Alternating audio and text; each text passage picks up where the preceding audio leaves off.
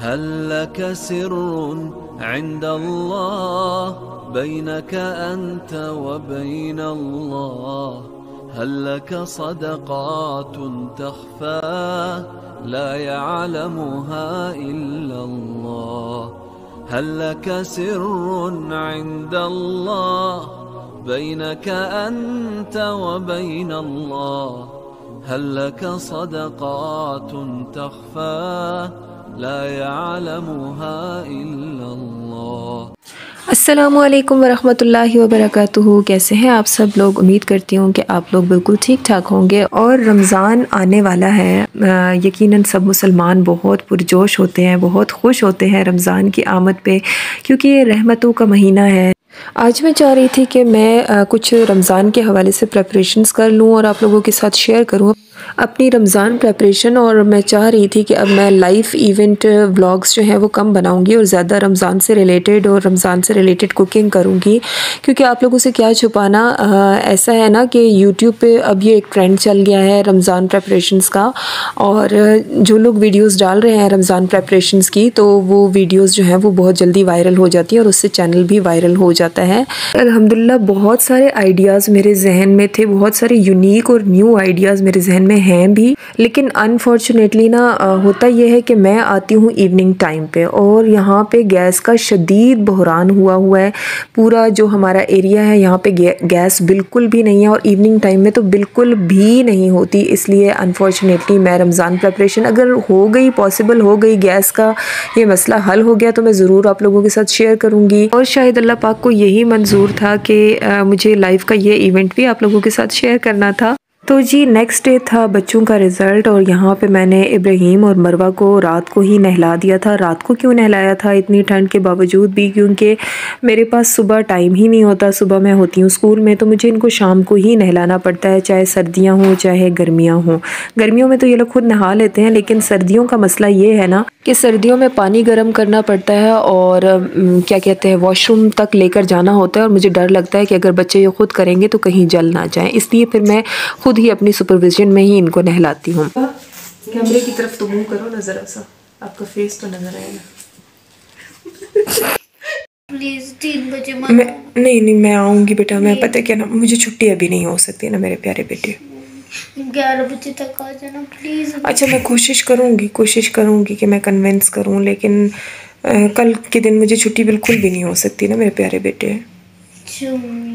कोशिश करूँगी मेरे चांद, मैं फिर भी कोशिश करूँगी कि मैं 2 बजे तक आ जाऊँ, ठीक है ना? 2 बजे फिर तो मेरा ऑप्शन भी हो जाएगा। असल में बेटा आजकल विजिट्स हो रहे हैं ना।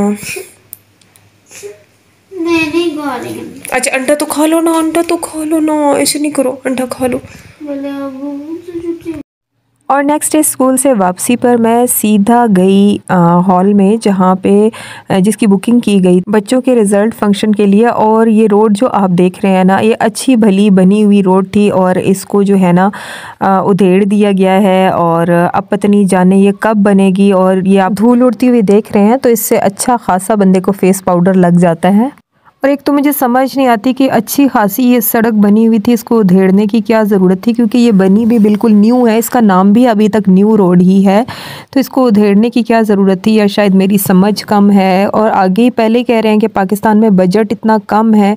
एक तरफ हालात ये हैं कि ना बिजली पूरी हो रही है, ना गैस पूरी हो रही है, ना पानी पूरा हो रहा है, ना आटा पूरा हो रहा है, तो दूसरी तरफ ये सड़कें उखाड़ने पे क्यों लगे हुए हैं और सड़कों की कंस्ट्रक्शन पे क्यों लगे हुए हैं, बनी बनाई सड़कों को क्यों ख़राब कर रहे हैं?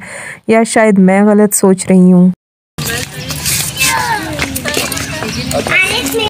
और जैसे ही मैं हॉल में दाखिल हुई, इब्राहीम की परफॉर्मेंस स्टार्ट हो गई, और आपको बैक साइड पे नज़र आ रहा होगा छोटा सा मुन्ना सा मेरा इब्राहीम, और ये इनकी होल क्लास की परफॉर्मेंस थी। तो यहाँ पे मैंने आगे कंपेयर किया कि इसकी क्लास के सारे बच्चे इतने बड़े बड़े दिखाई देते हैं और मेरा बेटा सबसे छोटा दिखाई देता है इनमें। और बाद में मैंने इब्राहीम को काफ़ी अप्रिशिएट किया कि आप इतने बड़े बच्चों के साथ कॉम्पीट करते हो क्लास में। और इब्राहीम और उनके साथियों ने परफॉर्मेंस दी थी जो हमारा नेशनल सॉन्ग है अल्लाहु अकबर। इब्राहीम कौन सा सॉन्ग था, ज़रा सिंग करें। अल्लाहु अकबर, अल्लाहु अकबर, ला रहमत का साया तौहीद का परचम लहराया है मर्द मुजाहिद क्या जरा अबू बकर शहादत है आया। अल्लाहु अकबर अल्लाहु अकबर। और यहाँ आपके को छोटा सा इब्राहीम का कज़न हन्नान भी दिखाई दे रहा होगा नेवी के ड्रेस में, बहुत ही ज़्यादा क्यूट लग रहा था। रिज़ल्ट हमने रिसीव किया अल्हम्दुलिल्लाह, बहुत अच्छे मार्क्स लिए मरवा और इब्राहीम ने। अभी उमामा का रिज़ल्ट नहीं आया क्योंकि उमामा जो है दूसरे स्कूल में पढ़ रही है, उसका रिज़ल्ट किसी और दिन आएगा। और यहाँ हमने थोड़ी सी आइसक्रीम ली, आइसक्रीम इंजॉय की क्योंकि थोड़ी सी गर्मी हो रही थी।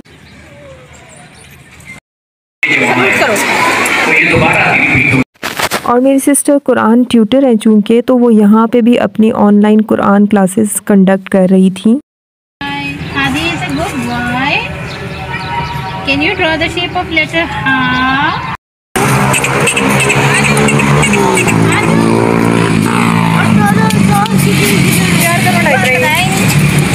चले गए, रोड के ऊपर जा रहे हैं। यहाँ पे हमें रोड पे बड़ी प्यारी सी ये भेड़ें नज़र आ गई थी और ये एक भेड़ सिर्फ 18,000 की छोटी सी भेड़ का बच्चा है वो मिल रहा था।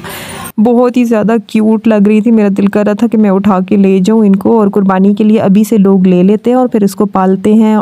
तो इब्राहीम से वैसे ही मैंने एक क्वेश्चन पूछा कि इब्राहीम ये भेड़ मैं ले लूँ, तो इब्राहीम ने कहा कि हाँ ले ले। फिर मैंने कहा फिर आपका दिल करेगा कि मैं इसकी कुर्बानी करूँ? तो इब्राहीम ने कहा नहीं आप इसकी कुर्बानी नहीं करोगे। तो उस टाइम मुझे समझ आई कि वाकई ये कितना बड़ा जज्बा है ना कि एक चीज़ को पाल पोस के फिर उसकी कुर्बानी करना अल्लाह ताला की राह में, और इसीलिए तो इसका अजर भी इतना ज़्यादा है। थोड़ा स्पेशल फील करवाने के लिए यहाँ पे हम एक रेस्टोरेंट में हमने बिरयानी ले ली थी। और यहाँ हमारे स्कूल में सेलिब्रेट हुआ था नेक्स्ट डे कल्चरल डे। बहुत ही खूबसूरत एक दिन था जिसमें हम सेलिब्रेट करते हैं अपने कल्चर को, अपने ओल्ड कल्चर को रिक्रिएट करने की कोशिश करते हैं। और इस दिन सब बच्चे भी कल्चरल ड्रेसेस पहनते हैं और कल्चरल फूड्स लेकर आते हैं। जैसे यहाँ पे आपको नज़र आ रहा है मकई की रोटी है, साग है और लस्सी है। बस इसी के साथ मैं इजाज़त चाहूँगी। अल्लाह हाफ़िज़, अपना ख्याल रखिएगा।